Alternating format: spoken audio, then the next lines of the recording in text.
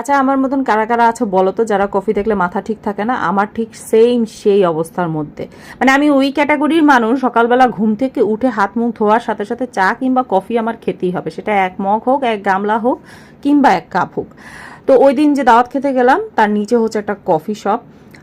Price অনেক ছিল, অনেক। 450 থেকে যদি শুরু হয় তাহলে ভাবো কত। আমি আশেপাশে যেগুলোতে কফি খেয়েছি এরকম কফি শপে গিয়ে, তো সেখানে 250 কিংবা 300 এর মধ্যে আমি পেয়েছি, বাট এইটা আমার খাওয়ার মধ্যে সবচেয়ে দামি এবং হাই প্রাইজের একটা কফি ছিল। তো যাই হোক, আর এরকম কফি খেতে খেতে যদি এই গরমা গরম ওয়েদার পাওয়া যায় তাহলে তার কথাই নেই। তবে হ্যাঁ, আমি ভিতরে ছিলাম তাই ঠান্ডা লাগছিল, বাট ওদের কফিটা জাস্ট অসাধারণ, মানে অসাধারণ। আমি এই কয়েকদিন যতগুলা কফি খেয়েছি তার মধ্যে এইটা ছিল আমার সবচাইতে বেস্ট বেস্ট বেস্ট ওয়ান। তো আমার মতন কারা কারা আছো জানো তো, যাদের কফি দেখলে মাথা খারাপ হয়ে যায়, মানে মাথা ঠিক থাকে না?